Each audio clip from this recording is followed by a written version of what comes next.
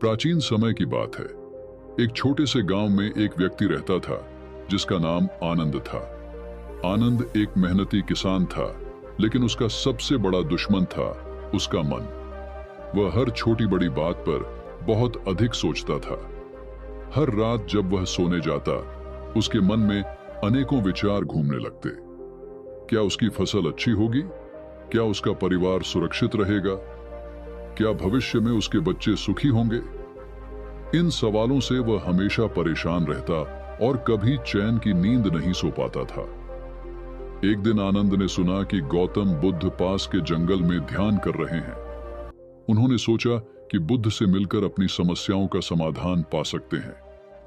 यह सोचकर वह अगले दिन सूरज उगते ही बुद्ध के पास पहुंच गया।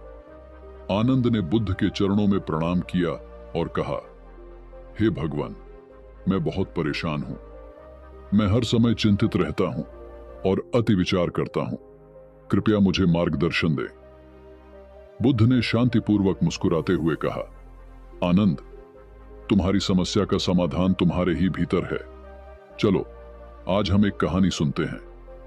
आनंद ने ध्यान से बुद्ध की ओर देखा। बुद्ध ने कहानी शुरू की।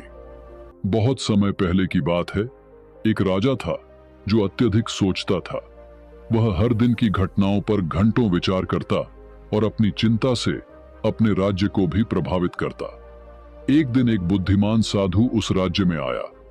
राजा ने साधु को अपने महल में बुलाया और अपनी समस्या बताई। साधु ने राजा से कहा कि वह एक सप्ताह के भीतर इसका समाधान बताएगा। एक सप्ताह बाद साधु राजा के पास आया और उसे एक बर्तन दिया जिसमें एक छोटा सा पत्थर रखा था। साधु ने कहा, राजन, इस बर्तन को हर समय अपने साथ रखें।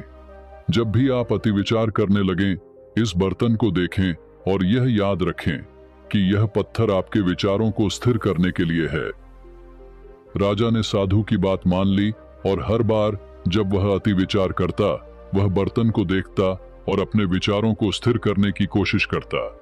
धीरे धीरे राजा की चिंता कम हो गई और वह अपने राज्य को अच्छी तरह से चलाने लगा।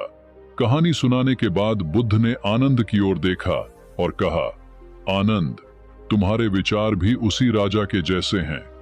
तुम जितना अधिक सोचोगे, उतना ही अधिक फंसते जाओगे। अपने विचारों को स्थिर करने के लिए एक साधारण तकनीक का उपयोग करो। जब भी तुम्हें लगे कि तुम अति विचार कर रहे हो, एक गहरी सांस लो और अपने ध्यान को अपने सांसों पर केंद्रित करो। यह तुम्हारे मन को शांत करेगा और तुम्हें वर्तमान में रहने का अनुभव कराएगा। आनंद ने बुद्ध की बातों को ध्यानपूर्वक सुना और उनकी सलाह मानने का निर्णय किया। उसने अपने दिनचर्या में ध्यान और गहरी सांस लेने का अभ्यास शामिल किया।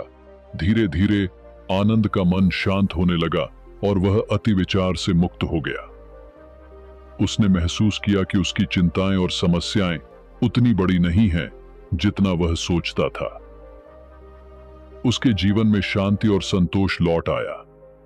इस प्रकार गौतम बुद्ध की शिक्षाओं ने आनंद को अति विचार से मुक्ति दिलाई और उसे एक सुखी और शांतिपूर्ण जीवन जीने का मार्ग दिखाया। यह कहानी हमें यह सिखाती है कि अति विचार से बचने के लिए हमें अपने मन को नियंत्रित करने और वर्तमान में जीने का प्रयास करना चाहिए। जब हम अपने विचारों को स्थिर करने के लिए ध्यान और गहरी सांस लेने का अभ्यास करते हैं, तब हम वास्तविक शांति और सुख प्राप्त कर सकते हैं।